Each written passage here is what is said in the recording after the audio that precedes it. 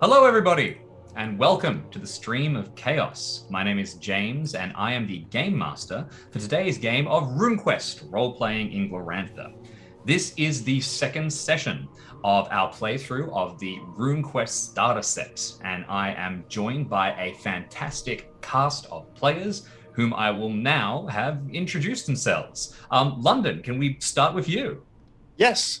Hello, my name is London Carlisle. I'm an actor and a TTRPG enthusiast. I'm the game master of Spot Hidden, a Call of Cthulhu stream. I'm also play Call of Cthulhu with Ain't Slayed Nobody. Happy to be here. I am playing a Varakos Wolf Killer, if you can't tell by the pill. Absolutely fantastic. Cynthia, do you want to introduce yourself? Yeah, sure. Hey everyone, I'm Cynthia Marie. I'm also a TTRPG enthusiast. You guys probably seen me on a few Call of Cthulhu streams, as well as some vampires, some D&D all over the place. But tonight I'm going to be playing Vasada.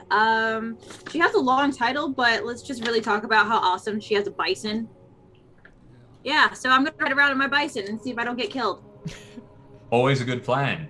Bridget, as well, we have you. Hi, everyone. My name is Bridget Jeffries of Symphony Entertainment that you can find at www.symphonyentertainment.com. It's basically my little hub of horror role-playing. That's kind of my happy place. But right now, I'm playing RuneQuest, and I am playing Yanioth, Varina's daughter, and also Vasana's big sister, even though she kind of looks up to her. Super excited. I'm so impressed with the first session. I can't wait to see where all of this goes.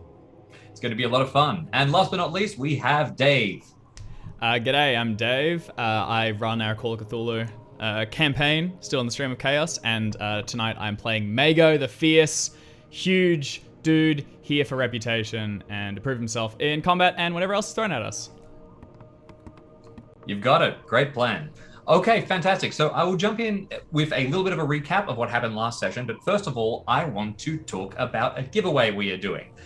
Now, this, because of time zones and logistical limitations, this video is filmed a few days before it is actually going to go live. So we are going to be doing a giveaway, but we will be doing it in chat right now when you are seeing this, not when the video is actually going. So look across the chat. We'll be talking there and explaining things there, but we will be doing a giveaway of the RuneQuest starter set PDF, so you can jump into that and have a chance of winning. And unless anything's different, it'll be a code word that you type. Yes. Hello, future us. Have Hello. fun with that. Okay, fantastic. So last time, our heroes gathered together from the Battle of Dangerford and traveled south to Jonstown at the behest of Kalia Starbrow. They were told to go to Jonstown to help out the local city Rex. A man named Onagrim Holdfast. He has a bunch of concerns that he has about activity of monsters and lunars and things like that in the area.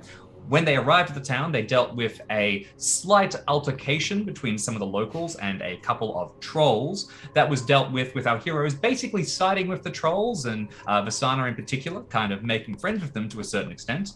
The trolls have now left the city, and Onagrim Holdfast has asked our heroes to gather together and to render assistance to the Milani tribe. So when we jump back in, Onagrim Holdfast has just spoken to all of you about how, of the various things that are going on in the city, he has one specific task for you. There is a problem, and he doesn't know the details. These kind of things are slightly beneath him, but the Milani tribe is dealing with something to do with a place pretty close to Jonstown, a small area called Menryr's Landing. He would like the collection of you to go out to speak to the representatives of the Milani tribe, and their tribal house, kind of like their embassy, is not too far from here. And in return, he will pay each of you the sum of 20 L, that is 20 lunars, the currency that is still in use here, despite the Lunar Empire not having the most fantastic reputation, all things considered. This is part of the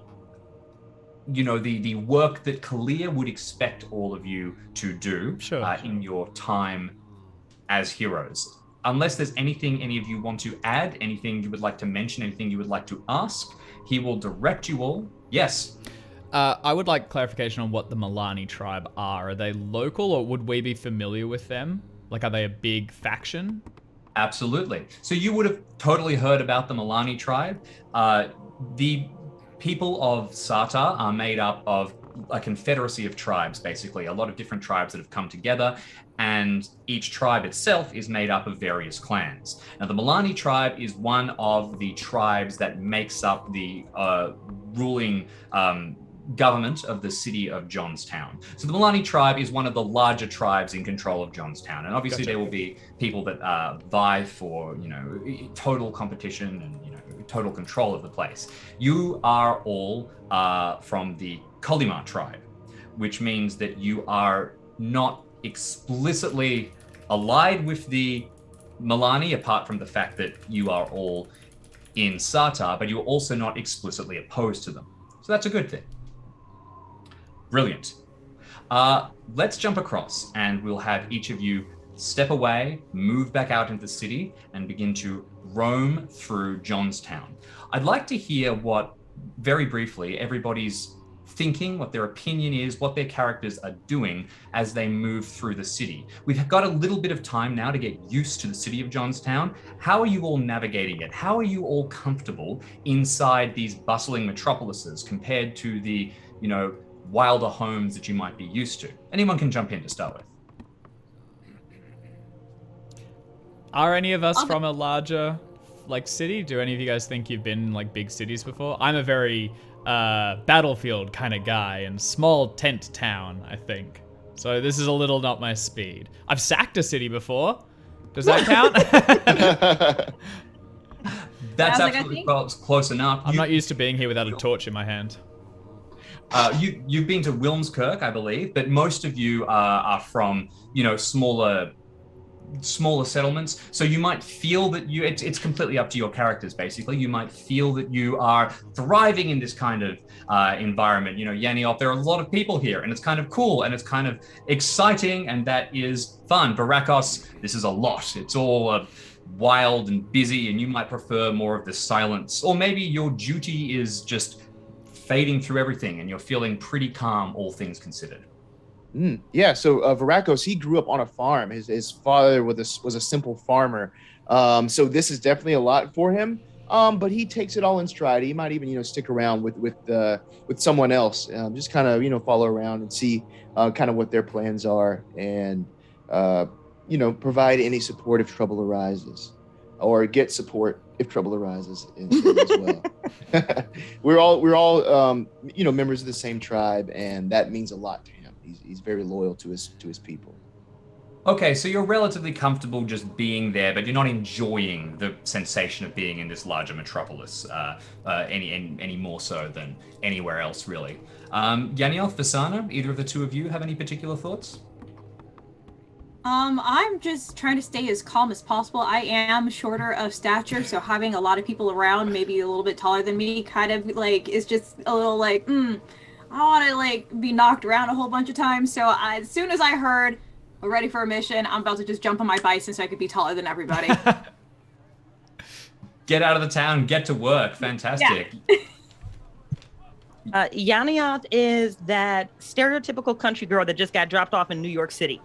This is the best time of her life. She doesn't know how much longer we have before we have to get on this mission, but we need to experience absolutely as much as we can right this moment. And I don't know how much these people in Jonstown have heard about the Battle of Dangerford, but she's ready to tell all about it. And she is going to snatch up Varakos if he will allow her. It's I'm gonna need a handler just in case I get a little too distracted or start having too much fun. You're not really sure whether she's lying about that or whether she's just trying to pull you into the good time, but she is kind of come on, we need to hit this tavern over here. Let's go.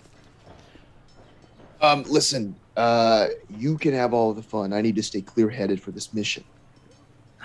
You should stay clear-headed while I have a good time, and then you can be clear-headed for the mission, and you can help. Come on, this way. This way. I shall join, but I will not partake, Yeniov. That's fine. You watch. Have you ever seen the Dance of Lust? No? Let me get that started for you as soon as we get inside. Come on. The Dance of Lust. Intriguing. There's a lot of Okay. exciting things that you could be doing about in the town, but for the time being, I think that Varakos probably you go to leave for a second, Yanioth, you want to dart away, but you can spot the Milani tribal house and duty calls, so you're going to have to dart to one side. The disappointment is real, and you will head straight to the door, where you will be meeting with a man named Brangor Bisonbane. The Milani tribal house is a relatively kind of plain building. It's not very widely decorated. It seems quite calm. Varakos, you would recognize that there is a lot of symbology that honors Humarkt here. There's some death runes and then some, incense that you would gets quite pungent and harsh that you would recognize from your time at various temples. Clearly, some of the people in control of this embassy, or perhaps the Milani tribe at large, worship Humarkt at the forefront of their culture, which means that they are generally going to be quite reserved. So, a friendly crew. Any observations, any discussions you want to have? Otherwise, knock at the door, receive your mission. Is this something that I would know about this tribe beforehand, before arriving? You would just know a basic amount about them. Actually, I'll tell you what. Why don't you make a cult lore roll? Ooh. Actually, that could be interesting because I suppose that if you know a lot about Humarkt and Humarkt worship, it makes sense that you might know exactly to what degree the Milani tribe are involved. Gotcha. Let's see. That's close. 36 versus a 30. 36 versus a 30. Okay, so just unfortunately a little high, and you don't have luck to rely on like in Call of Cthulhu to pull that down. So you've heard things, but you just can't pull them to the forefront of your mind right now, unfortunately. Okay. I was going to try to explain, things to kind of look out for to the rest of the party, but if I don't know that, I'll stay just as reserved as the people inside. Okay. So, knock on the door. It opens up after there's a little bit of shuffling inside, and quite a large man with the build of a warrior, but several years on him. He was probably retired quite some time ago. Stands at the door. He observes the collection of you and can immediately recognize you as heroes, and he kind of grins for a moment, especially seeing Mago puff his chest up. Says, you must be sent by Onegrin. Am I to understand that you're going to be helping us with our problem at Menryr's Landing? Yes, that's us. right. Mm-hmm. All right, excellent. Come through. I will give you all the information and answer any questions you have, and you can get on your way. He gestures you inside. The halls are quite empty, is the first thing that you notice. The house is not particularly opulently decorated inside, as I mentioned. There's a couple of rooms that would be put in place to receive guests. You can see stairs that would presumably lead upstairs to some sleeping quarters. He takes you into a side room where there's some kind of harsher chairs that aren't particularly nice to sit in. But after he gestures for you all to sit down, he will quickly say, I suppose I could see you all to have some food, perhaps a drink before we get talking. Anyone here can make an insight check at this point to try and get some kind of information off this guy. Where is my insight on here? Should be under your... It's on a perception. Yes, that's right. Failure. Failure? Okay, you're too busy enjoying the sensation of being back in what is ostensibly a Humarkti home. You can smell the harsh incense that is not meant to be nice, but to you, it is calming. Yanioth, 61, not great either. Yanioth failed. Nope. You're too intrigued by the idea of food. Food? Asana, okay, no one, I'm afraid. Oh, Mago, possibly. All right, everyone else snap. sort of nods along. Mago, you've been hungry before. This guy just wants to eat himself, and he's really keen to offer you a bunch of food because he clearly wants to get it. You also, looking around, you get the sensation that he probably doesn't have much of an opportunity to, relax and enjoy things, being in a death worshipping embassy. I was gonna say, isn't that kind of not very death rune-y of him to be looking for excess? No, it's not very death rune-y at all. And you reckon he's probably real keen to try and keep that quiet. He's doing his duty, you see. He's just offering you some food. He catches your eye, and you can see like his eyebrow almost straining as he waits for a response, really hoping you're not going to say anything. I won't bring it up. I'm not going to cut a man down who wants a snacky. Then as heroes, let me get the finest wine that we have. And he darts away and he'll see to it that a meal is brought towards the collection of you. He'll sit down and he'll begin to explain everything. Now, Menryr's Landing, we have a problem there. The collection of you are clearly warriors. Do you feel competent enough to do battle? Ha! Of course. Laughter is all well and good, but I've seen real combat. Tell me, have you fought Lunars before? You feel confident defeating their kind? I fought Lunars and I've killed Lunars. And this party, they've done the same. Actually, I think Yonyath has a song about this. He'll turn She's like towards halfway you. through a cup of wine. I do, if you would like to hear it. And So she's this- like looking around at this very Well, grim place.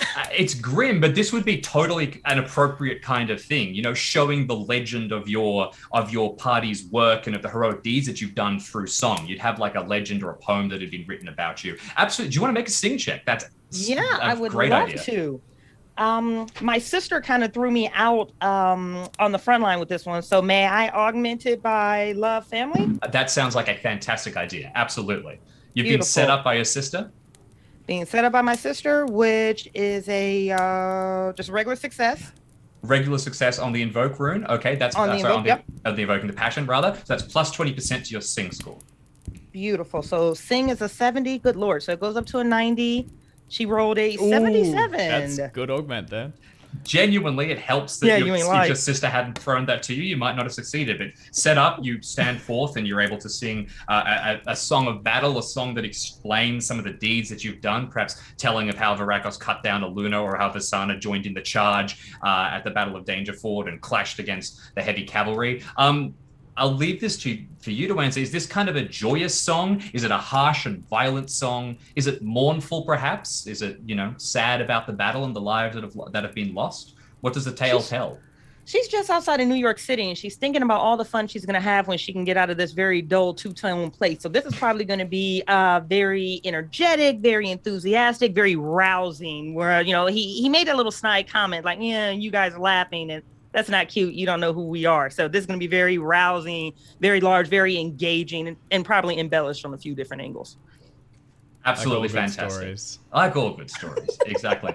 No, that's brilliant. So he sits, and when the final notes of your song fade, he nods. And for what it's worth, you've completely convinced him. He seems, very open to accepting you all as good help here. He nods enthusiastically, and he says, "I was worried. The Milani tribe have been weakened.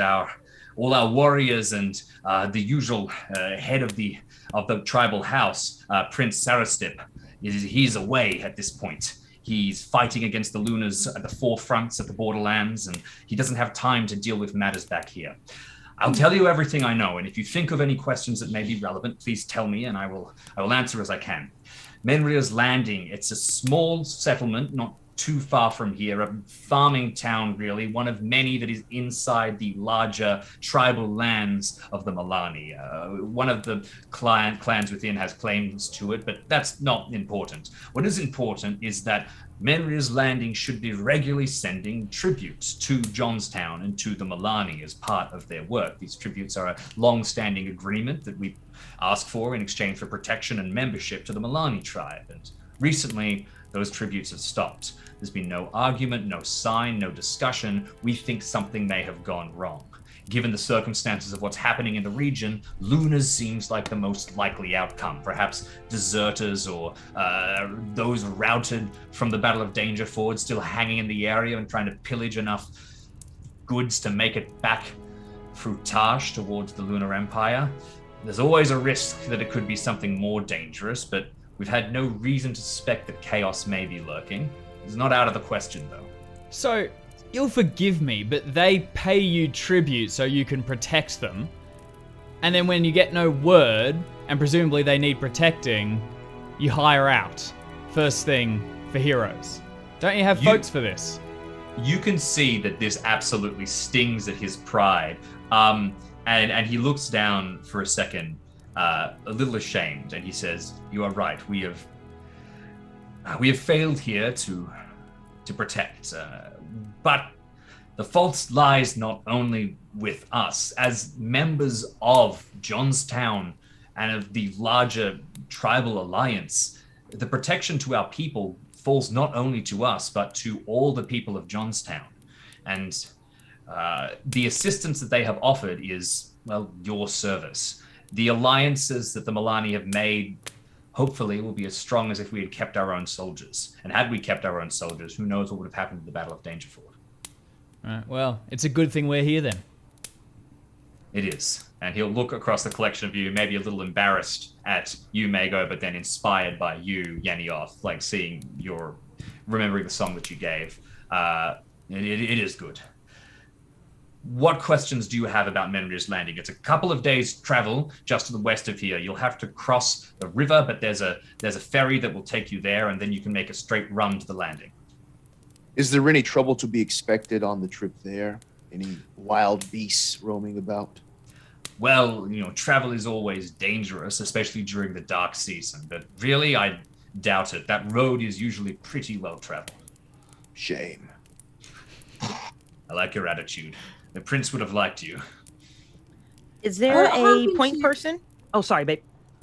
Okay, I was gonna say, what happened to the prince? Exactly. We haven't heard from him some time. Hopefully he is still fighting in the borderlands against the Lunars, but he would have liked you had he been here to meet you.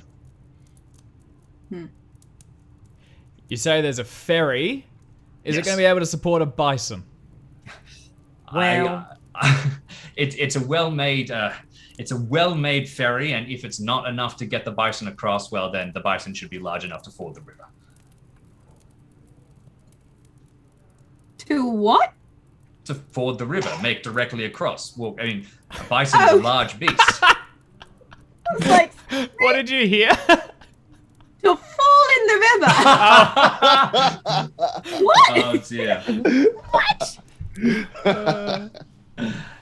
Now I am going to quickly correct myself here, because I realized as I referred to Sarastrip as Prince, technically that would not be his title. He is currently representing the Milani tribe, but my confusion is that his epithet, what they call him, is Sarastrip Prince Killer.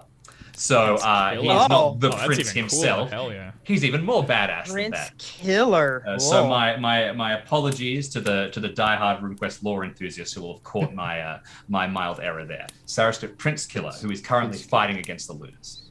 Does he have a prince pelt is the question. That is dark. I really Ooh. hope he does. Purple. Do you think it's purple? Oh, royalty, color of royalty, gotta be right. Right. It'd be soft too, because you can presume that a member of royalty hasn't done a ton of physical labor, so it would be nice and like calcium boots or whatever. Exactly. Washed in the rivers of washed in the Lake Minnetonka. Is there a Okay. point person who's who's responsible for getting this tribute arranged and sent to you? Well, yes, technically, you will want to look for a man named Delaskar. He is the closest thing to the inheritor of, Menryr was founded a long time ago, and it has essentially fallen into not disrepair, but disuse. It doesn't quite have the prestige it used to.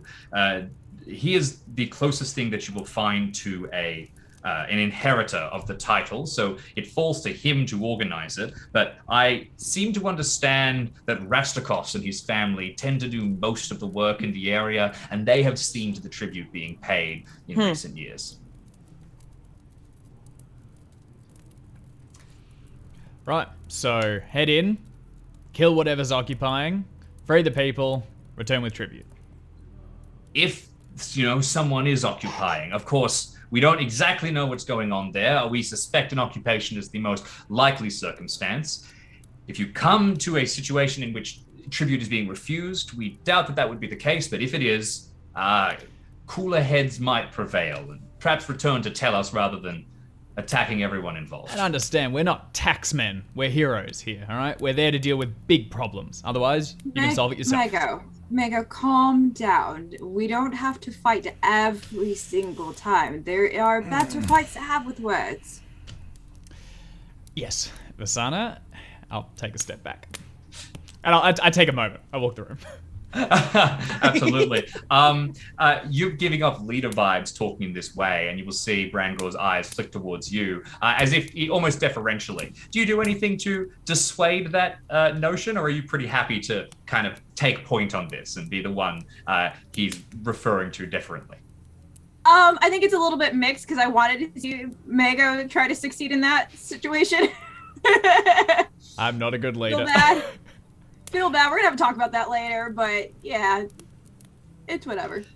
In which case, Brangor will say to you, well, then if you can lead your war band and do whatever you can to make sure that the people there are okay and the tribute is restored, then we will be in your debt. Now, I understand that Onagrim Holdfast has offered you payment. Is that correct? He has, but Brangor doesn't necessarily know that. The cheekier amongst you might be willing to ask for 2, but I leave that in your hands. Far be it from me to believe that there was talk of some exchange of money, but nothing has actually happened yet. I see. Excellent. Well, if Onagrim has already said something, far be it from me to interfere with his plans, but if you should not be paid, please come to the Milani and you will learn that we are grateful and reward our friends handsomely. That would be wonderful, because we always like to say to toss a coin to your heroes. Hey. All right. Anyway, make your way to this valley of formerly plenty that is now no longer delivering, and good luck to you all.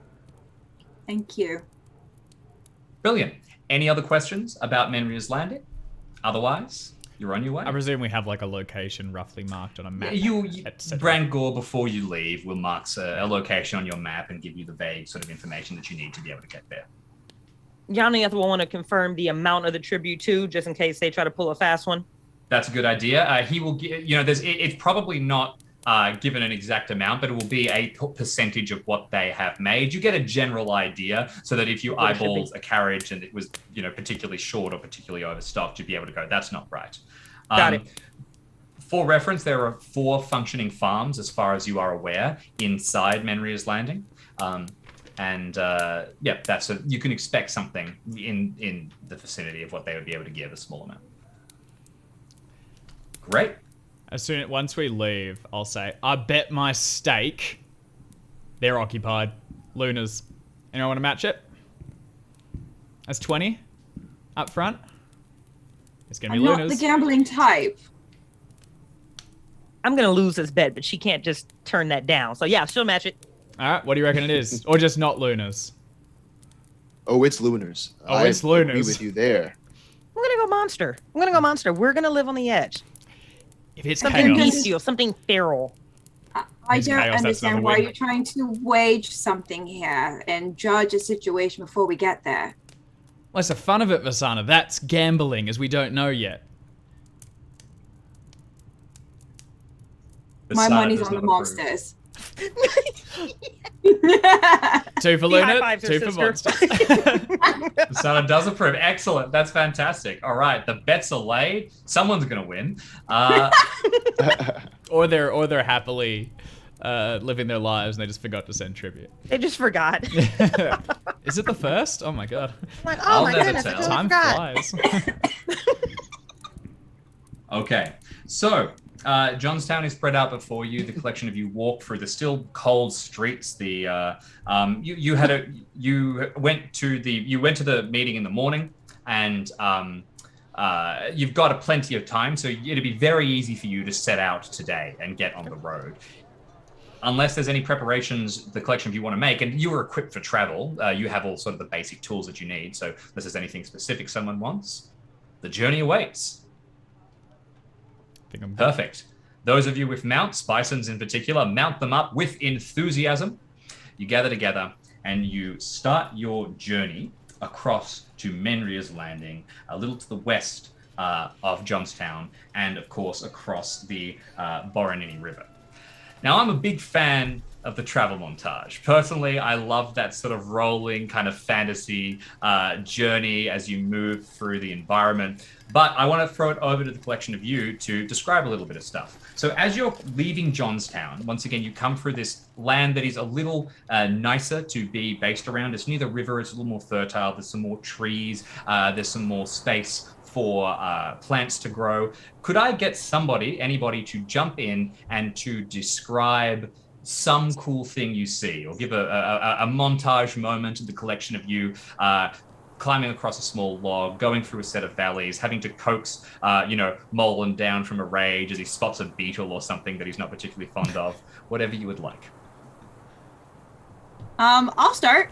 So I think Vasana is up on top of her bison, and she's probably taking the lead in the row of travel. So before Vasana, you can kind of like see her POV. There's the beautiful floor that kind of like covers her a little bit. So she kind of takes her small sword out and is kind of like cutting a little bit across the way as it kind of like parts open. You can start seeing a little bit in front of her where the river would kind of start leading into. I mean, she kind of like looks down at her, like her sandals, boots, we don't know, something that cover her shoe. But you can kind of see like a little like covering of like mud, and she kind of like looks down and she looks at she like kind of grazes Maul on her bison. He kind of does the little like you can also see like a little bit of mud kind of like treading on his hoofs. And so she kind of like pans back and looks behind her, and I'm assuming Yenioth is behind her. Am I correct? Oh, for sure. I'm gonna pass that montage over to Yenioth. Oh. Do you have Yenioth on the bison with you, or just trailing behind you on the ground? She's great with either, as long as she's close to you. You're not hungover this time, so it might not be necessary that you're on the bison, but it's up to you. I mean, I always have my sister with me as close as possible, unless she wants to walk. Yeah, so at some point, she's riding with her sister, but anytime she gets into new lands that she's not familiar with, especially open earth, she has to taste it. I mean, with a 90 in earth and her deity with earth and earth elementals, she always has to taste the ground. So at some point, she'll slide off of the bison, which I'm sure is a nice hefty drop for her. But she'll get down and she'll actually just pick up a piece of the earth. Of course, she'll put a bit in her mouth and just kind of savor it, roll her eyes a bit, think about it. And there's just something about the way the breeze comes and catches just the small particles of dirt off of her hand and how they flow into the grass. She's just kind of stuck there in that montage for a minute, watching as the wind kind of blows the grass, and it shows the rear of the blades of grass. So it kind of gives it that dual color as they kind of sway. And she just takes a really deep, satisfied breath. And then she's going to run and climb back up the bison and get back with her sister. That's absolutely fantastic. It tastes sweet out here. I wasn't expecting that. Like brown sugar and cinnamon sweet. That's really cool. Do you want to make an Earth Rune check? Sure. I have no idea where you're going with this, and I'm super excited to find out. just a little description. Okay, just a little something. Success. So yep. You succeeded. Yep. So this is the land of adventure. Dragon Pass and the larger area where this dirt is from is imbued with history hundreds of years long, and it is a history that is full of war and glory, of humor and sadness, of fun, of great deeds, and of small ones that faded away into nothingness. That is why the earth is sweet to you, and absolutely you get a beautiful sensation connecting to the land for a second. Let that kind of drift away. We might give you a bonus on like a scan check or something later as you gaze across the lands that you now feel so attached to. But for now, ooh, mechanic. The collection of you continue up northward, moving along the Boronini River until at last you arrive at the Boronini River crossing, which is a small kind of white stone tower on one side of the river that is run by Ovanos, the river master, and his daughter Rovella. They have a large kind of flat platform, and there's ropes tied to either side where they can pass people back and forth. It is OHS. It is rated for horses. It is not rated for bison. We're gonna have to sign something. After Ovanos explains this to you very sadly, Molin's going to have to either find another way around or try and swim through the river, which is deep and busy. You see a fire, shine in Avella's eyes, and she looks like she'd really like to try getting the bison across. What are your thoughts, Basana? I don't know how I feel about this. He'll be fine. We'll just lay him down flat on the thing. You can keep him calm, and we'll get right across. There's no way it sinks. And if it does, well, he's in the water and he can just swim across, right? I look at Molon. He looks towards you and kind of like, what do you think he does? I feel like there's like a look of fear of like, you wanting me to do this? You what? Excuse me? Yeah.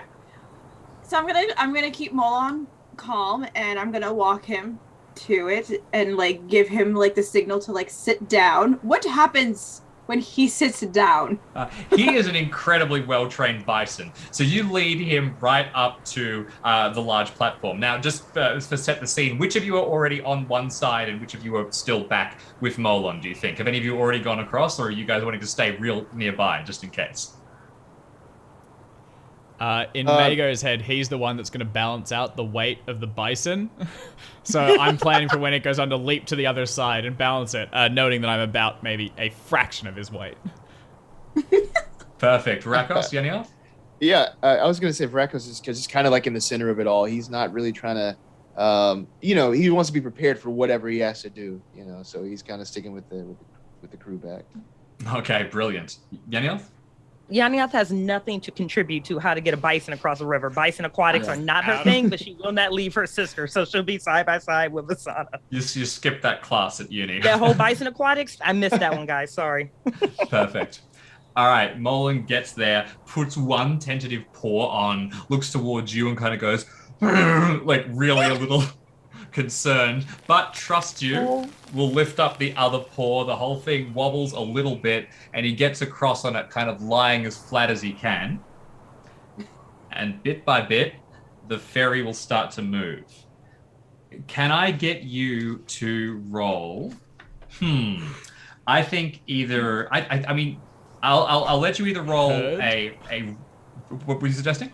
There's a herd skill. What does that do? The herd is more for a lot of things. We need more bison for that. I think you can roll a ride check yourself, Vasana, or you can roll a power ×5 check on behalf of Mola.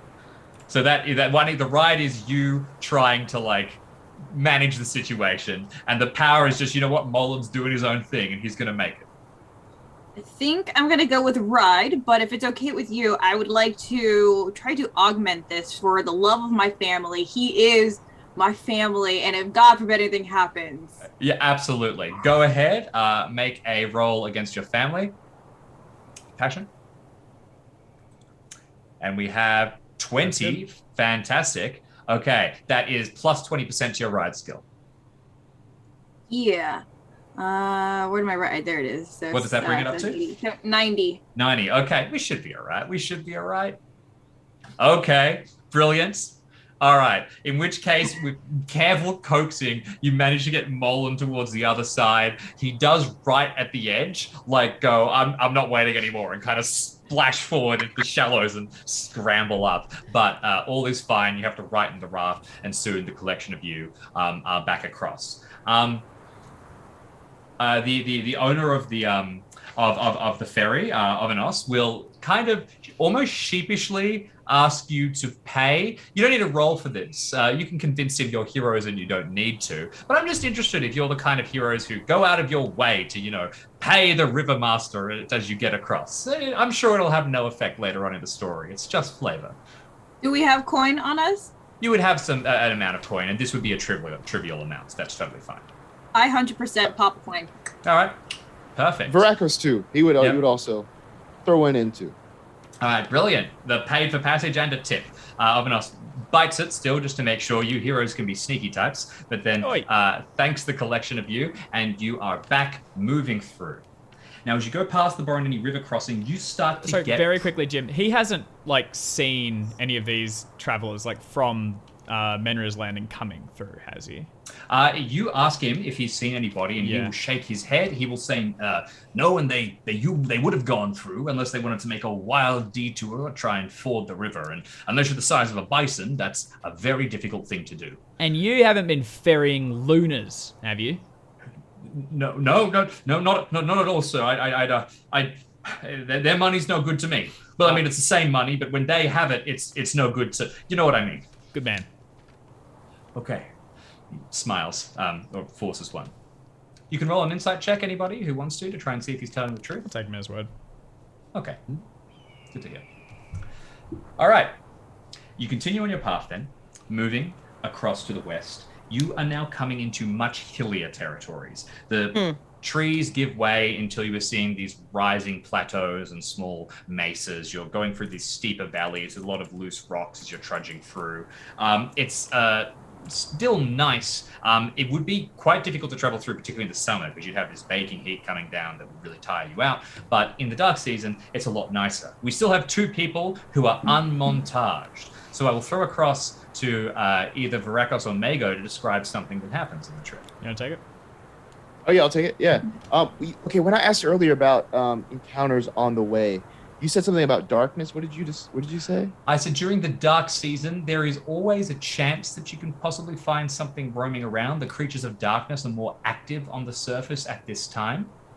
I have one of my runes. I have a pretty high in the darkness, so I just want to absorb the spirit of the season as we're going through here. So part of the montage is, just being very observant of the surroundings. We've made it this far.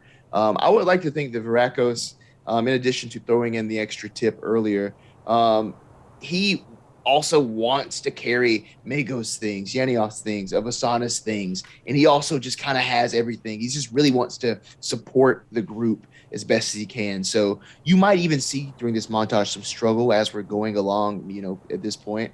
It's been a while, but he is just doing his best just to push through the pain of all the extra weight he's carrying of his own volition.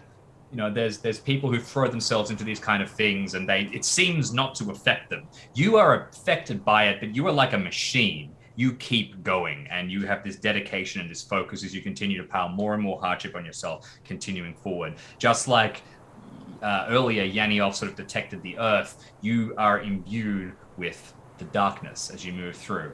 And that's really funny because I have something here in the book. Can I get you to make a scan check? And I want you to add, before anything, just add a straight 20% to your roll, given that you are specifically trying to sort of imbue yourself with the notion of darkness and be particularly in tune with that rune at this point. Okay. 13 versus 80. Okay, that sounds like it's going to be a special success. Special. Absolutely. All right. It changed me. Okay. Great roll. So as you're moving on, at one point you've carried quite a few bags and something, you drop Vasana's pack or something and it goes tumbling down, and while the rest of them are further ahead, you dart down to scoop it up quickly. And as you detour from the path ever so slightly, you notice a set of tracks, and your trained eye can immediately detect that these are troll tracks. They have been moving around in this area. With a special success, as your heart starts, racing, trolls can occasionally attack people. You've met some before. That doesn't mean all of them are safe. Your heart grows faster, but then starts to calm when you recognize, based on the numbers and the gate, these appear to be the trolls that you spoke to inside Jonstown. And they appear to have traveled. They were a little ahead of you, and they appear to be going in loosely the same direction. And they would have just forded the river, right? They're big enough. You imagine so. They would have been able to go straight across. Yeah, I deliver this information to everybody. This is the trolls that we encountered, and point off in the direction, which is our direction. Okay. Noted. Thank you. You may have a chance to meet your friends after all, listen. Perfect. So as you continue forward, you start to notice these little pockets within the hills where you get these nice little sheltered areas that have been protected from the wind and the heat. And here there are not exactly oases, but, little bursting areas of life and luscious plants. As you continue through, you know that eventually you will come to one of these that is Menryr's Landing. But before you do, Mago, do you want to describe one last montage moment? Sure. So Varakos is very selflessly taken on the burden, and Mago's very happy to give it to him. He's unloaded most of his stuff. He's kind of just wandering around now. And to even the scale, Mago is regaling Varakos with stories of his past conquests. He sees you've got a wolf pelt, so he talks about a time I fought a wolf myself. Doesn't sound like it was quite as big as yours, but it was pretty cool, just trying to relate and just kind of trying to puff himself up a bit. I imagine it's kind of just met with blank stares. Yeah. Mago's happy with that. Continue talking, and he just kind of waffles the whole way through. When we were on the ferry across, he was trying to talk about the one time he forded a river by himself. The whole way. Oh, perfect. That is great. You're such a good listener, Varakos, See, most Anything people, for the they team. get bored at this point and they start talking about themselves. That's what I like about you, Varakos. You recognize talent. You recognize that in me. Can I call behind me as he says that? And I go, we are bored. He's just not showing it. Well, if you're bored then I've got better stories. I'll bring out the good stuff now, and I continue. And they're all ones you've heard before, because it was I told them all at the Battle of Dangerford. I clearly have 4 or 5 routines I go through, and I forget that people have already heard them. And at that, Varakos says, "Thank you, fearless leader," to Vasana. You're welcome. Brilliant. Eventually, you crest over a hill. You would have camped a night or two on this trip, so it's been a long hike. You've been absolutely driven crazy by Mago's stories, but at last you were arriving. You crest this hill as the sun is beginning to set, so it's just kind of heading into the early evening. And you can see spread out before you a large and wonderfully fertile valley. Bristling with fields, there's hedges, there's a dirt road that heads through. You can see 4 kind of large clusters of farms that are gathered together, individual bits, and it seems oddly peaceful. For now, you notice nothing. Standing at the top, can I get somebody to make a scan check? And I just want one of you to make a scan check. We can't make this too easy after all. Do you want to give it to Not Yanioth? the highest. Does Yanioth's connection with the Earth factor in here? Yeah, this actually, you could if you want to make the scan check, you can add +20 to your roll, Yanioth. Guys, even with that, it's only out of 20. I mean, it's only out of 50. You could augment it further. Otherwise, Oh, Varakos. you can double down on something like that. This specifically, I've given you a bonus for something else. Usually, Mine you would be can only 80. do it once. Yeah. 80. Varakos, you have a keen eye. This might be your time. Maybe Varakos? Yeah. Is mine augmented with the spirit of the darkness? Not yet, but it could be. Would you like to roll against your darkness rune? I think that is perfectly valid at this point. Okay. So would that be against the 70, or if I augmented it to be against the 80? I mean, I guess the 70 is fine. So first of all, you roll darkness, and if you succeed, you will add +20% to your scan value. Right. And if you fail, you will lose 10% to the scan value. But even then, okay, you are absolutely fine. That is not a special success, but still +20%. So that brings you to a scan of 100. I think you might succeed this, but give us a roll just in case. Watch me not. We're good. 65 versus 100. There is no movement. Everything is empty, and you can see that there appears to have been quite a bit of damage done to the fields, specifically the dirt, where usually what you thought initially when you were looking were the marks of plows that had gone through to create farmland. Instead, you realize now are torn up sections of earth, as if large holes have been dug. Now, I want to give you guys a couple of options. You can head straight down into the actual valley itself. Right now, you're sort of back a bit. You're amongst the tree line and the hills. If you head straight down, there is a road that leads through, and that will lead you in order, basically, through the 4 houses and the 4 farms. They look pretty much the same from this distance, except for the one in the middle, what would be the second house, which appears to be a little fancier, although it's in disrepair. Otherwise, you could skirt the outside, you could try and look at the fields, and you could do this loud, you could do this quiet. I leave this thing to you. There's clearly something wrong, and all of you are a little on edge, but yeah, Menryr's Landing appears empty. Never known Jim, can I get the looters time to of day do again? this. Early evening, so the sun is not in like full set, but it's beginning to move down. You're getting towards that afternoon. In a couple of hours, it will be night. Could wait it out. Verakos, what did you sense here? From the darkness thing, is that like? What, can I have any extra insights specifically to the darkness from Game Master? Then I'll tell you. Yeah, you succeeded in a darkness check. I'll tell you what. You felt a vague connection with the trolls earlier. You know that you spotted. That is something that you get. You don't get any sense of that here. So no trolls. So it's not like, oh, it's fine. It's just that if there's somebody in here, they're not visible, and that probably means they're hiding. And there's like great big holes in some of the fields. There are holes in some of the fields, exactly. Right. You could go up to the houses and probably learn more by investigating each of them. Yeah. So what I'm saying to Vasana is, I'm just sensing that there are hidden forces around the holes. Something's there, and I don't think it's your friends. Oh dear, then we must tread lightly. I will go ahead and forge forward as a sort of diversion.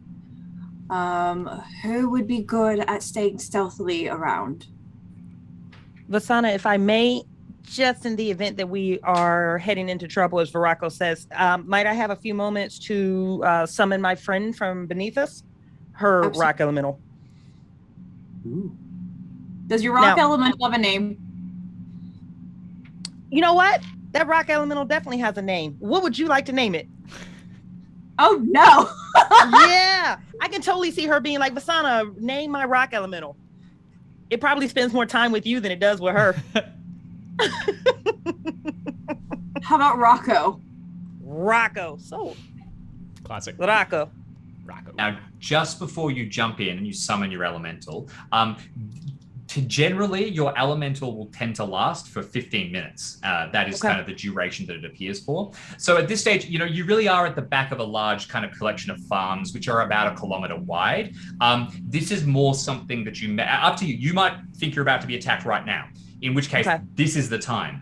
But if you're going to do some investigation first, if you're going to do some walking around, probably better to save the summon the elemental until you see whatever is here. If there is indeed something here. What you really don't want is for it to expire early. Okay. Thank you for that, by the way. 2 quick questions. 15 minutes is when Rocco is typically out. If I drop extension on top of it, how long does that extend the 15 minutes? I believe that will extend it to an hour off the top of my head, which will keep it around for a while. At one point, it's an hour. Yep. At one point, it's an hour? Okay. But you also need to cast command, or else the elemental's just going to go ape. So that'll be 1 for the summon, 1 for command, and 1 for extension. We'll get you it for an hour. Gotcha. Okay. And then I'm so sorry for the interruption. Just trying to get an understanding for the rules. This is exactly what we want. How long does it take to summon that earth elemental? Like, can we be in the middle of combat and she just goes summon and it just arises? Absolutely. It's going to take you some time, and your strike rank will be delayed based on how many rune points you're investing. I'd have to do the maths to work it out exactly. It might take you 2 turns of combat or something like that. So it actually specifies on summon elemental, it's that it arrives on strike rank 12, so at the beginning of the next turn. So your own action is whatever, and then the elemental's there for the next turn, as long as you succeed the casting. Gotcha. Okay. So you can do it pretty quick. Like James says, I'm safe to do it mid-combat if I needed to. And you can tap on command and extension or anything as part of that same casting. Beautiful. Then apologies. Vasana, we're going to retcon that a little bit. We can go right back to your plan. What she's going to do is pick up a piece of the ground and just kind of run it through her fingers in preparation for summoning Rocco, but she's not going to do it now. Okay. Dirt in your fingers and you're feeling ready. Meanwhile, it sounds like Vasana, you're going to be going right ahead, I presume. Would you like to stay on Molan? Considering you get all the poundage of his strength, and he's much more comfortable in here than on a raft, that makes total sense. The rest of you following behind, is that the plan? I'll just say I'm not one for sneaking. If there's something out there, I'd rather meet it head on. Yeah, same here. Sounds Mechanically, good. stealth is not, for me. In which case, Yeah, I'm going to she's not assume, stealthy either. Vasana, you basically ride down. Molin's probably not great at scrambling across these hills, so you'll take the main road in, ride down the road, which will definitely announce your presence, and the other three will be following along behind, ready to render support. If something jumps out, you can kind of loop around and do charging passes at it. Yep. Okay? So, the three of you follow as Vasana mounts up on her bison and tears off. The very ground thunders as you roll through, and Molin moves. You can see the rippling of the movement runes painted onto him as he goes forward and comes steering around and down, riding into the valley itself between the hedges and the trees. The farmland passes by, and as you get to them, you can see that these holes, they look a little unnatural. First of all, there is not like a great amount of displaced dirt. If people were digging these large holes, you imagine you'd see piles nearby, but it almost looks like they just sort of sink into the ground. There's also several of them. They appear to honeycomb all over the area. Can I get you to make a search check as you go through, Vasana? Hey. All right, my search is at 30%. I don't think I have too much to augment with at this point. I wouldn't say it immediately, but don't super worry about this one. The others are coming past on foot, so they'll have a chance to spot things a little later. Sounds good. Yep, fail. Okay, so you continue riding through. You hear your Molin's hoof connect with something underneath you, some piece of trash or detritus, but you ignore it. As you ride through, you begin to pass by the houses, and you're essentially in what you could think of as like a large, it's not really a square, it's not tiled, it's just grass, but you're in an open area and you can see the four homes all around you. More clearly now, you can see the home, which must be the inheritor's home. It's much fancier. It's in ruins, but it would at one point have been very grand. You can see a large farm that looks like it produces a lot of particularly important goods. There's bustling crops even amongst the holes. You can see some things that have grown. You can also see what looks like a smaller farm, perhaps some specialty goods. And at the very back, you will see a farm that has a lot of housing there. Perhaps it's a larger body of workers or something like that. You are now in the open, and I will jump back as the three others walk by. You see Vasana roll down into the middle. You look like you want to say something, Mako. Did you have something? Yeah, I just want to do something, but what you said the same. No, that's okay. You're walking down. It'll take you a minute or two. You have some time. Okay.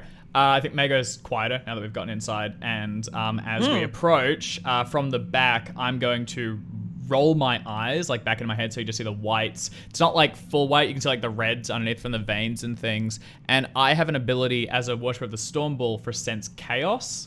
And now that I've seen these like tunnels or like these holes in the earth, I would like to try and use that to just get a feel for the area and see if I can sense anything evil.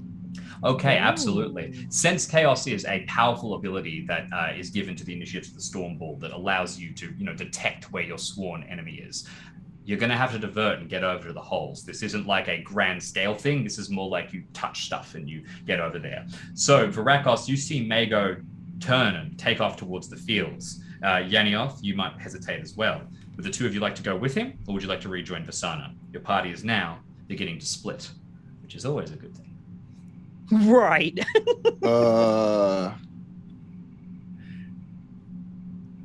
Yanioth, are we staying or are we going? I have to stay with my sister, but we can't leave Mago alone.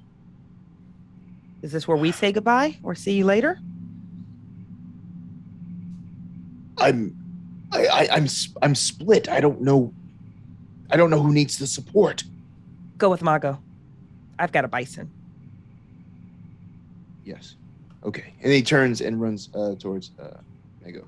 Varakos, you turn and you jog towards the shape of Mago's back as he vaults like a small fence and heads into the fields towards one of the large holes.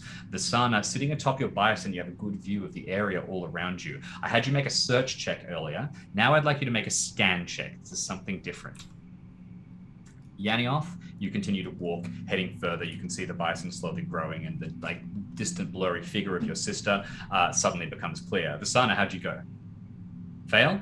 All right, you feel uncomfortable. All the hairs on the back of your neck are prickling up, but nothing that you can see, at least. Yanioth, as you continue walking, you suddenly see some of the detritus. It looks like there has been some damage done, and you can see rubble and little bits of equipment, broken plates, things like that are kind of dotting the road as you get a little more central. It seems that there has been a lot of stuff tossed by.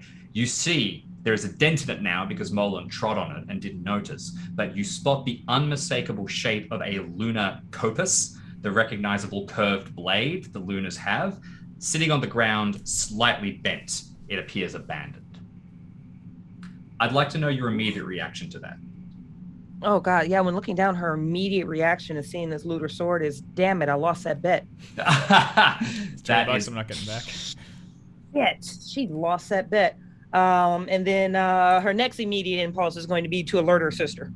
Okay, Visana, you hear Yanioth yell. You turn back, and you can now spot the weapon on the ground. And with that in mind, amongst the rubble, which you only sort of now become cognizant of, there's a bit of sort of destroyed stuff. And from your position now, you can see that it looks like the doors have been knocked in a couple of these farmhouses. You can see that there's actually quite a bit of lunar detritus. You can see a shield to one side, another copus over here, what looks like a lunar pack, and you would have known them from seeing the various lunar legionnaires basically wearing them at various points. You want to Is there anything about the Lunar Empire that would give me any type of insight on what the hell these holes are? Those are really making me feel uncomfortable. That's totally fair. Let me have a think. What the standard one would be, Homeland Law, Lunar Empire, or something like that, trying to figure out if you are just aware of that. Flat intelligence for logic. That's a good idea. Why don't we go for flat intelligence times 5 check? Okay. So, flat intelligence times 5, and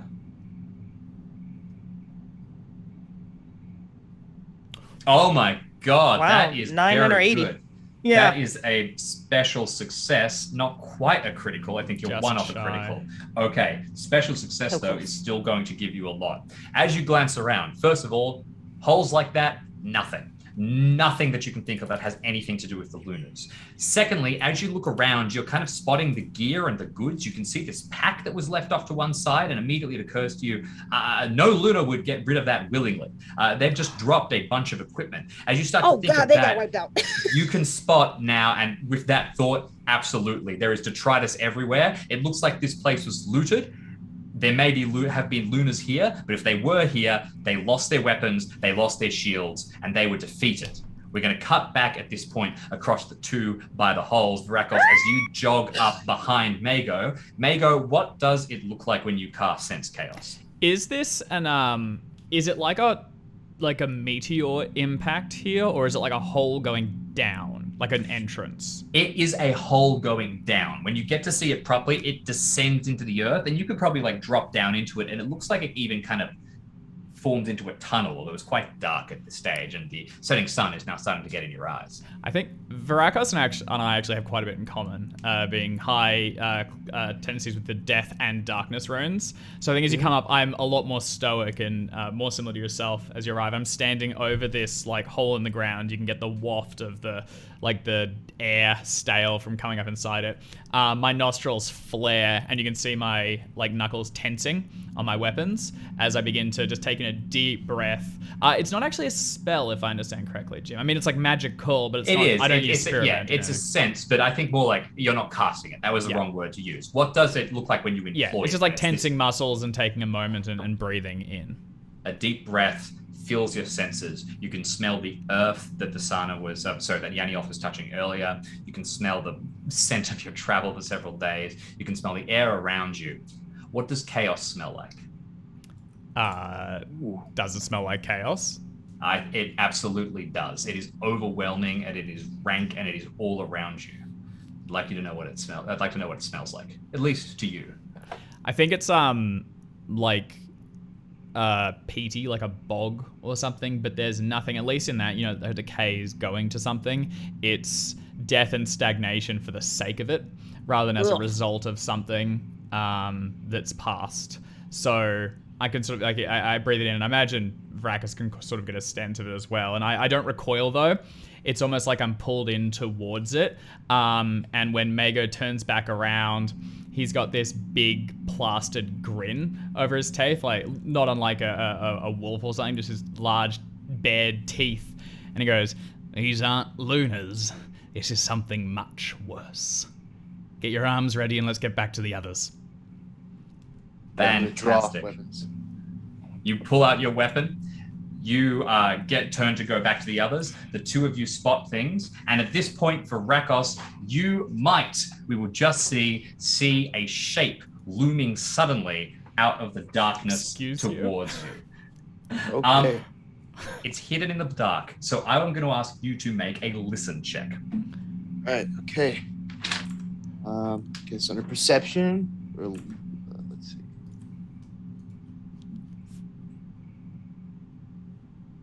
Oh, fantastic. Right on the money. Oh, right on the money with a listen of 45.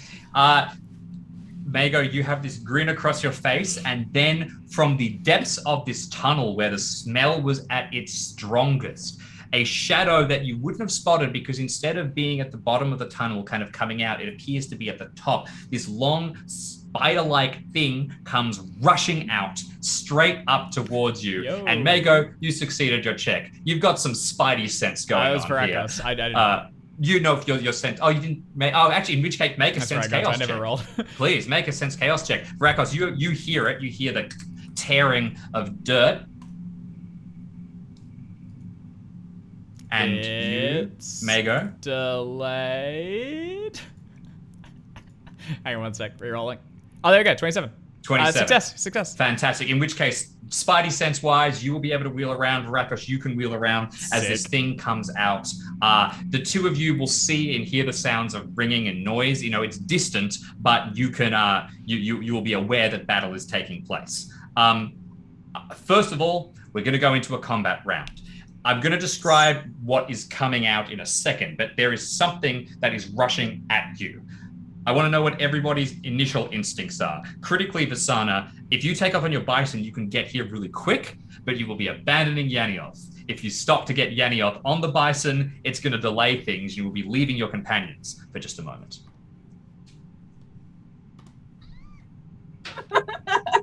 Right? Crap! My instinct is to grab Yanioth. That's my sister. As much as I wanna, I have a cool idea though, so it'll take me a moment. A little bit. I might arrive sooner than you think. Brilliant. Okay. All right. I have an idea. So, am I to understand that you are going to be picking up Yanioth and then getting you both to the fight as quickly as possible? Yes. Okay, Yanioth, what are you going to be doing? The second brilliant description, by the way, but the second you did the description about something took out the lunar, she's going to scream that at Visana's like, there's something here that took out a whole squadron. And before she can even finish it, she is rubbing some of that dirt she had on her hand across her gums and her teeth. Oh, fantastic. Completely muddying them out. And her initial, what she needs to get done is to bring Rocco out. All right, that makes absolute sense. Rocco is going to appear. What about the two of you with a looming shadow darting towards you? Oh yeah, for me, I got the weapons drawn already. I'm ready for this. And Rakos just says, "Death awaits you," as he has these things out. Okay. Yeah. Mago? As Varako says that sweet ass line, and I also got the sense for it. I think my eyes still rolled back, nostrils flaring. I let the battle axe drop in my hand, and I whirl around as it exits the cavern, and I'm just gonna go straight to slice it, like I wasn't even looking at it as it came up. It's gonna be sweet as. The thing which launches itself forward, you will be able to see in a second, but I'll describe it now. It has spider-like legs, almost, more specifically scorpion-like legs. It is essentially a centaur with a scorpion's body and a great long tail that drips with venom as it comes launching out. Its body is humanoid and its face is kind of very plain. Its head is shaved back and it looks manic and mad. It chitters insect-like as it rushes forward, and it is going to attempt to strike at you with a kind of blunted, busted, broken hatchet that it has in its hand. So, the two of you are making attacks. I'll get you to figure out what your strike rank is. Since you're charging it and it's charging you, we won't worry about movement. Just come at me with your actual strike rank results. You're summoning Yanioth. I'll get you to figure out your strike rank for summoning a Earth Elemental. I believe that it will be 5 to prepare the spell, and then for the 3 rune points that you need, that should add 3 individual strike ranks for it. So to cast command, or it's a separate casting of command, isn't it? No, you do it as part of it. You join it. So I think it just Okay. buffs the same. So I don't think you need to roll for it either. I don't think, I think you might be right. It'll just be the straight roll result. So I imagine you'll be coming in at 8. Vasana, what is this mysterious thing you're planning to do? Well, depending on how much space I can cover, my big thing is I'm gonna grab my lance and I'm gonna basically get ready. I'm gonna throw it at the thing. Oh, awesome! That's fantastic. Okay. So badass. Okay. All right. I'll tell you what, Vasana, we're just going to, because you're essentially going to come in at the end, and it's about how close you get. I'm going to start by asking you to make a dexterity ×5 check. And I just want to get sort of your just immediate speed at this stage. I'm not going to measure out what the exact distance would be. So my dexterity ×5. That's a 55. Okay. Oh, fantastic. Okay, in which case, you're going to arrive this turn, and with projectile, you'll be able to attack. So I'm just going to place you at strike rank 12. I'm going to say the last thing that happens here is this arcing projectile is going to come. Lances, of course, are pretty awkward to throw, but hell, you've got a hell of an arm with you, and you've got the bison that you're atop. You should be able to do this. Yanioth, I believe your strike rank will be 8 then. Varakos and Mago, what are the two of you striking on? I have a quick question. Please. Does it require a free hand to cast a spell necessarily? You know what? That is a really good question. I don't think that there is detailed sort of Specifically, rules about... there's ones like Blade Sharp. I know you don't need it to, because that's part of the whole thing is buffing the weapon.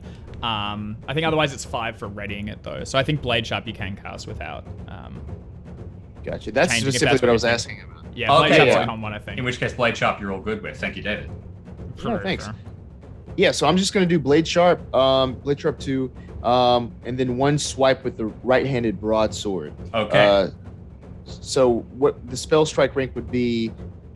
So the broadsword should list it on your statistics what that is. Broadsword is 6. I'm not And sure then- about the spell. Spell will be 5 to prepare, and if you put 1 point into it, you'll 2 points into it. So It's a plus 2-point 1 to the cost? strike rank. So plus 6. Plus 6. Okay. For a In total which of case, 12, is that right? Which you yeah. can So do this round. you'll land on strike rank 12 as well. So that's perfect. You can Okay. get ready. The other one, or is you could not cast Blade Sharp and attack on 6 and possibly before it, and it's just it's a trade-off. Oh wait. Okay. Okay. Strike All rank right. 12. Brilliant. Mago, what about you? I am not going to cast anything. This big friggin' insect thing shall be squashed by my natural prowess. I need no magic. I will simply strike at it on strike rank 8.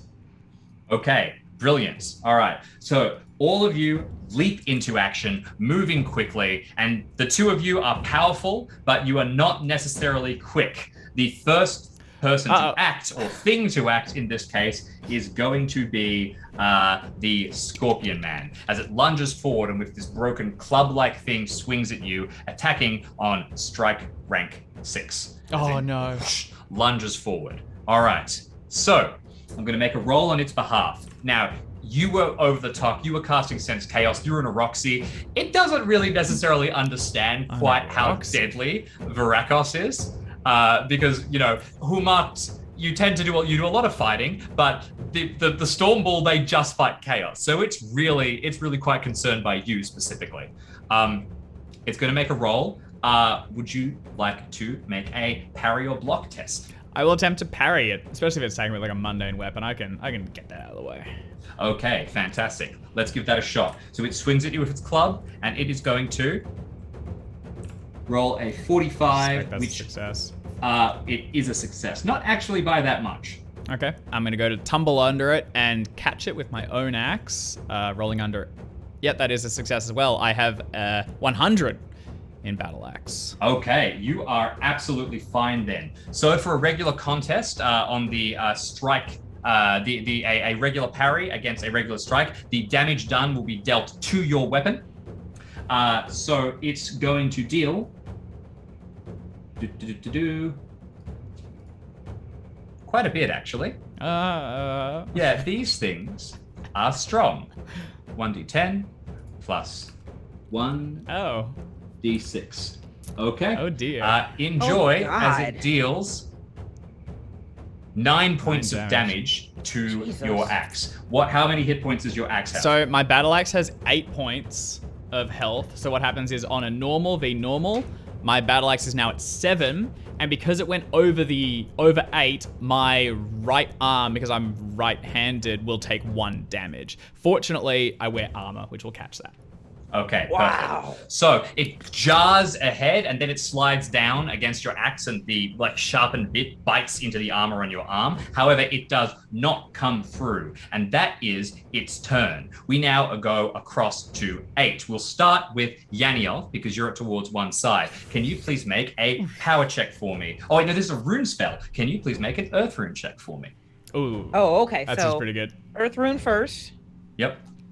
which is a 90, and she hit a 34. Thank the Lord. Okay, that is absolutely fine. So first of all, you cast your spell, and you were going to spend 1 rune point to summon your Earth Elemental. Yes. And into that, you were going to bind 1 point of command.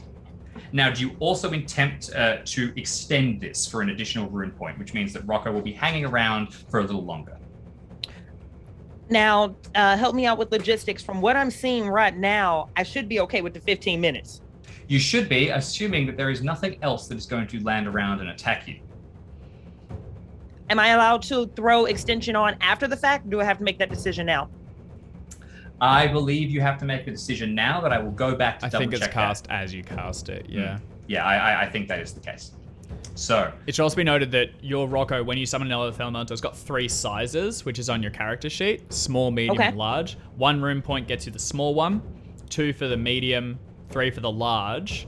But noting that you will want to cast command on it so that you can tell it what to do. Otherwise, I think it kind of just tears around doing Earth Elemental shit, which I imagine is smashing stuff, which isn't really the worst thing, right? it acts in accordance with its rune, which could be a good thing or a bad thing. Of a rampaging elemental, Earth, maybe not the worst.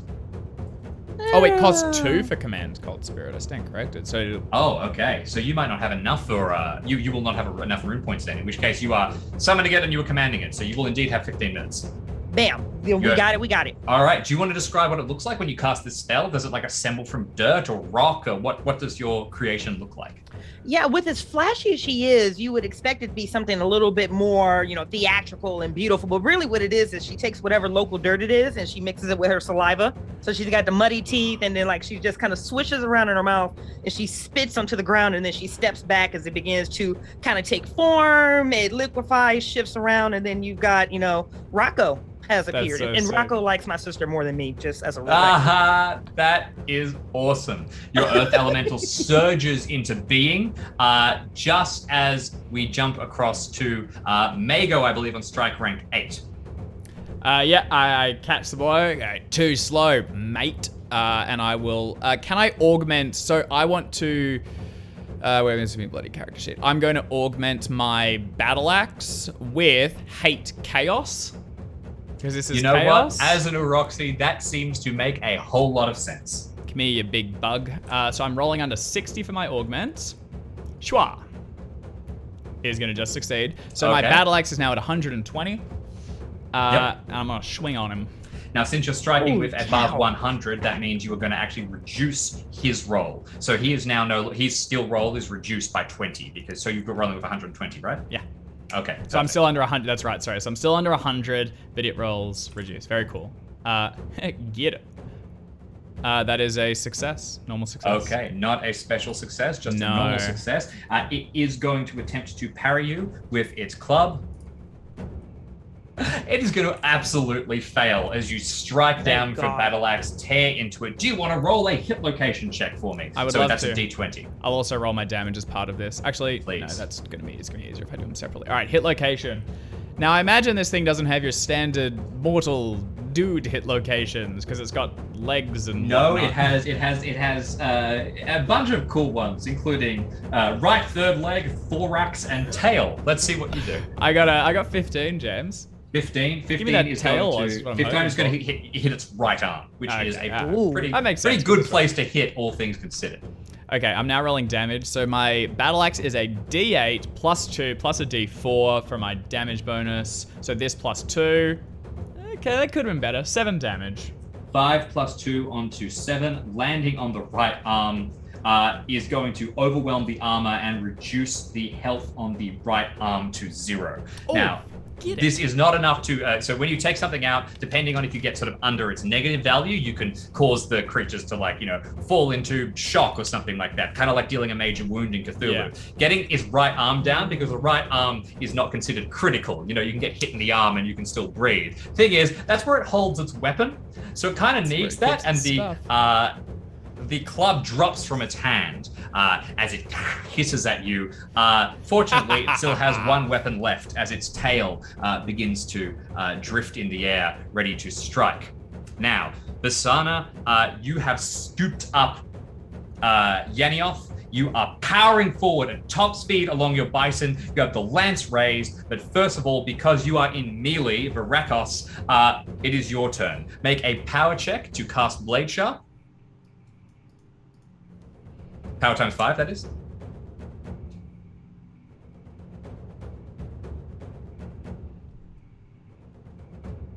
$68. Looks good. I mean, you made it. Is that a success? Oh, wait. Power times 5. Yes. What's your power? 12.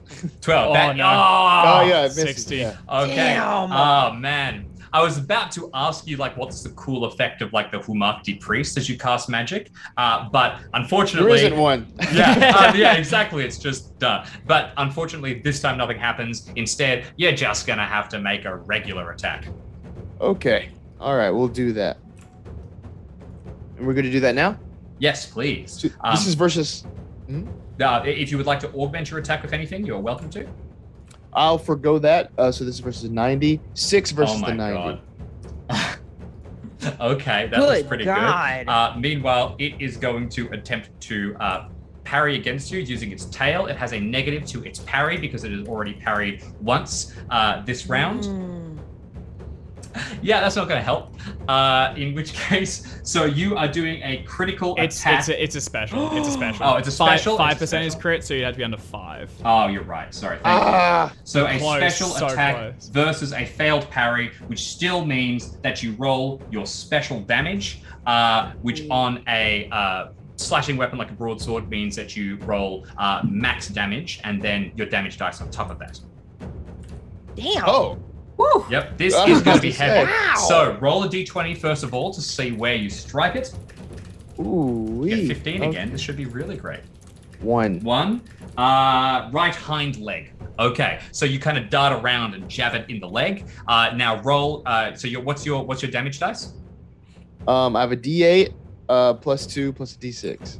A D8 plus Golly. 2 plus a D6. So a D6 is your damage bonus, so the 8 maxes out, which means you deal 8 plus 2, so 10 plus a D8 plus a D6. So roll your D8 and D6, and you'll add 10 to this. Okay.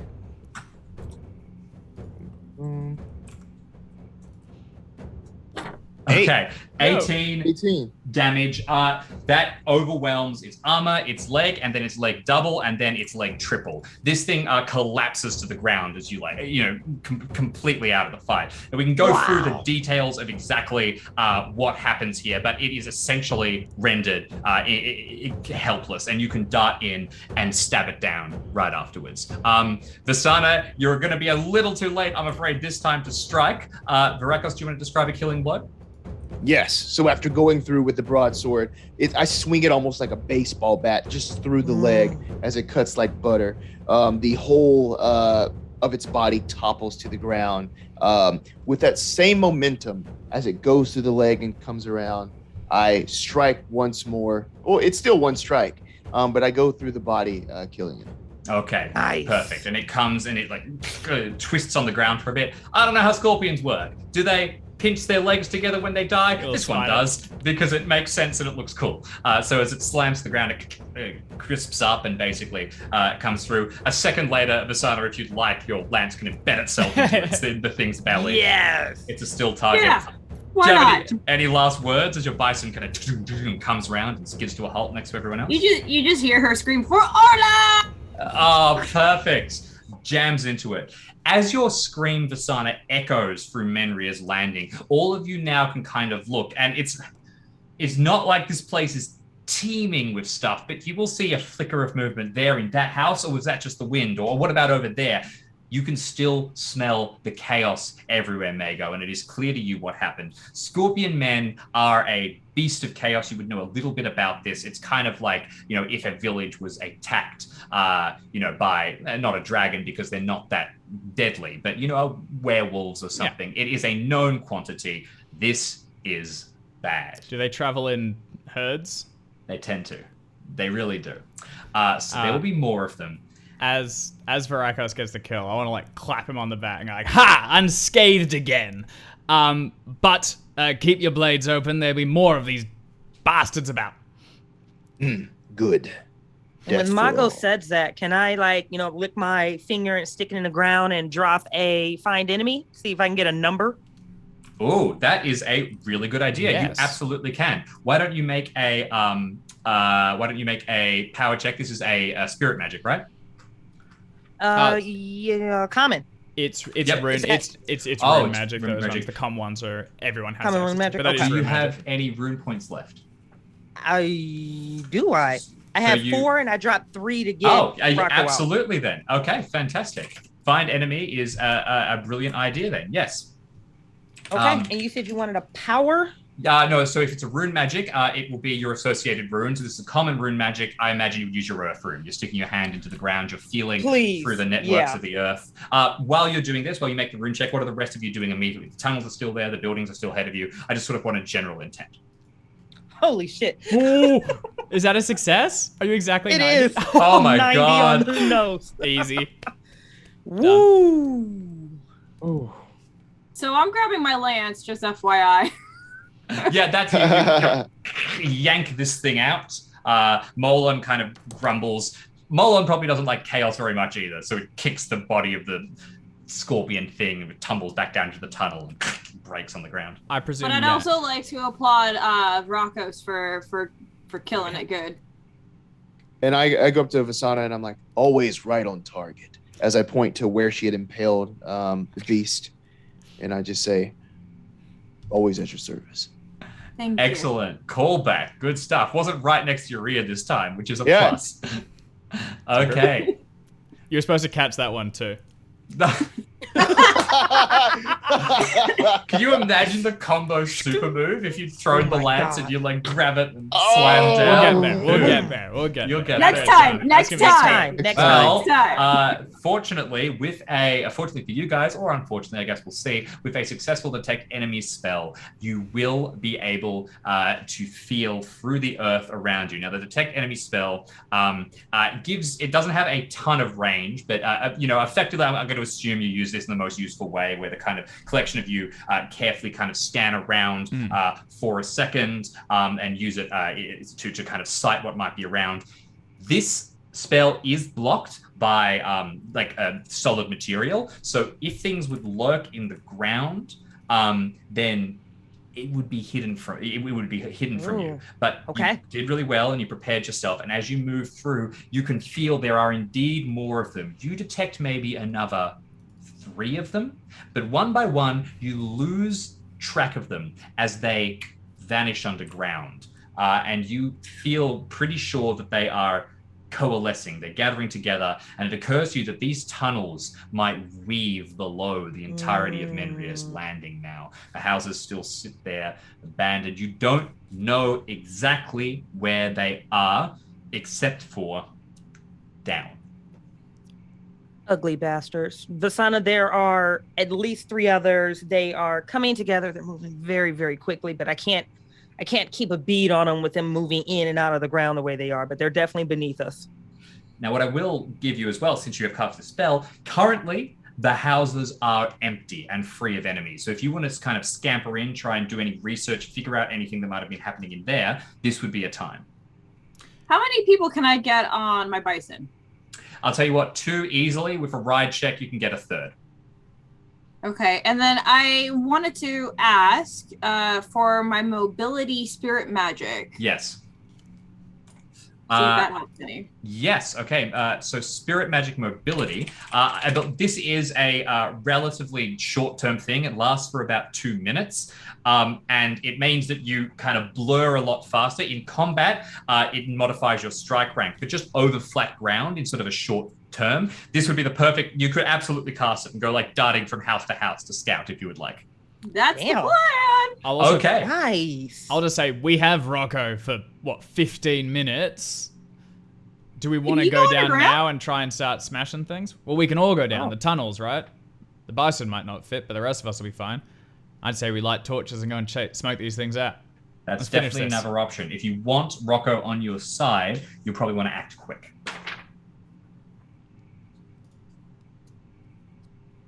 I'm trying to read on the. By the way, these character sheets are absolutely phenomenal. I'm trying to read.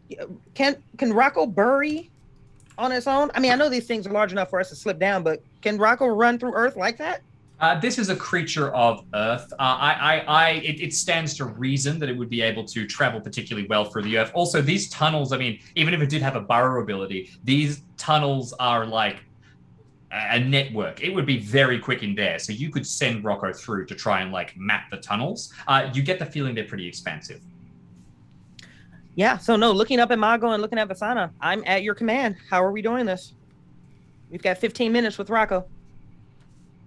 Sana, you're the leader. Margot, I think as much as I don't want to do this, going to pass this to you as chaos is your expertise and not mine. Nothing. Signs of a good leader. I'll say nothing will survive us. And I'm going to get a torch out of my pack, strike a stone against my blade to ignite it, and prepare to start looking for stuff. Okay. I would suggest we go under. Finish this now before they can gather and fight us as a force. We have the advantage until they know we're here. All right. I jump off of Molon. I'm going to try to put Molon in a safe spot. Stay. I mean, Molon can't get down to the tunnels. You are giving up an advantage. As you sort of like try to sort of like stay, you're looking for places to kind of store him. He kind of goes and kind of gestures his head up towards the woods. He wants to duck. He'll come back in 5 minutes. You know, you can. He'll do loops at the parking lot. Yeah, it's fine. So I grab my gear, whatever's on him. Okay, perfect. I'll also grab what flag, you need. and Vasana and everyone will probably be aware of this. Mago, as part of his like cult and everything, is like obsessively against chaos and will not let this rest. It might not necessarily be the best decision, and he can be overruled because he's happy to follow the party, but he is very much anti-chaos and will kind of do that possibly to the detriment of others. Speaking from the game master perspective, this is a little like I charge directly into the dragon's lair to defeat it. You can do it. You guys got it. You're tough. Mago is essentially a berserker, so this is the most direct route. That said, I don't know if that made me feel any better. Yeah, but we're going. We're going. Cogs I don't turning. know. I don't know. Okay. I mean, I'm an adventurer. I am all about this fight, so... Let's go die underground. All right, fantastic. In which case, Molon darts away. You grab your stuff, Basana, and the collection of you drop down into the tunnels, which are like smooth and oddly well worn. As you step through, you begin to go into them, heading about. Your torches flicker off on the walls around you as you continue in, and you start to move deeper and deeper into the earth. Now, normally, I would start to make you do a bunch of really tough tests and difficult things. But you have an earth elemental with you, so it is going to power straight through ahead of you and start mapping out a route. Can I get a quick description of all of you as you go through in battle mode? Like, what's the vibe we get here? Let's get a quick picture of each of the heroes. Well, I think Vasana is not going to be in the lead this time. I think she's going to pull up the rear because she's worried a little bit about Molon, so she's kind of like looking behind her. But as soon as she enters in, it's battle mode on, shield up, and she has her broadsword. She has a broadsword, so it's not this way. She's going to have it down, so she has her shield up just in case. How do you fight with a broadsword and a shield?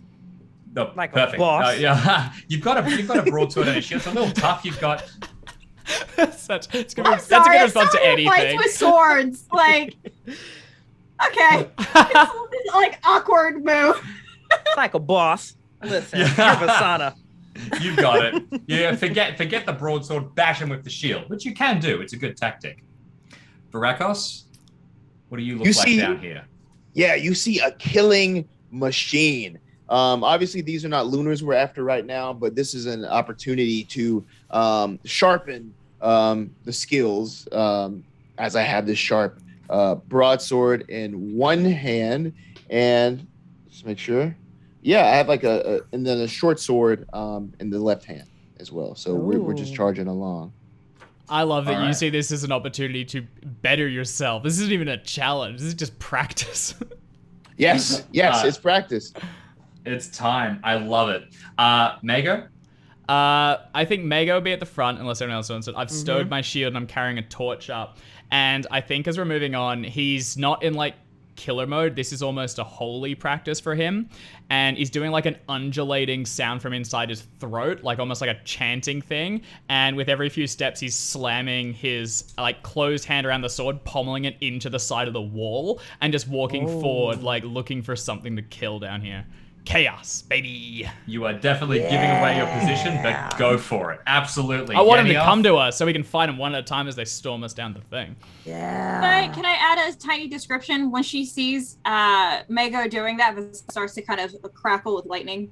Oh, hell yes. yeah. As you come through the battle ready. Oh. Yaniov's last command, that was so cool, Sin. Yaniov's last command was, in coordinating with Mago, was to tell Rocco to seek. So that's what he's off doing.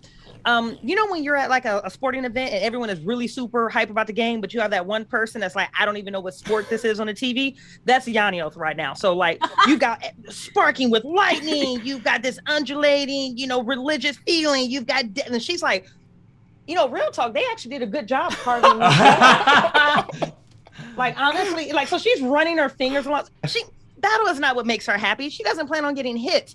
But if her sister's bringing up the rear, she is number 4 on the way back. So she's second to rear. But yeah, everyone is all cool and sexy and ready to go into battle. And she's like, some nice ass tunnels, actually. That's so perfect. It's an excellent idea, in which case, ready, killing machine, crackling with lightning, pounding your weapons against the wall, and just here for a good time. Just here for a good The 4 of you time. hear the shifting sound of stone and kind of an undulating roar as Rocco alerts you. You'll weave through these tunnels, and you will burst out through a broken hole into the basement of one of the larger farmyards, formerly a temple, where you will see a dozen or so people lying on the ground, paralyzed, eyes wide, poisoned by the scorpion men, as the remaining scorpion men spin towards you, draw their weapons, and we'll leave the session there. Yo. Ready to jump back into battle for the first thing next time.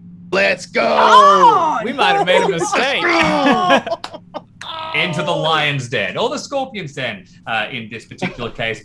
Thank you so much, everybody. Absolutely great to have you here on the Stream of Chaos. Let's go around again. Tell people where they can find you. London. Hi, yes. Mondays, find me on Gilding Light, Assassin Phoenix's Gilding Light for a Crystal Quest game I'm game mastering. What else? Also check out Ain't Slayed Nobody Season 2. There's that. And follow me on Twitter at London Carlisle. All right. Excellent. Cynthia. Oh my goodness.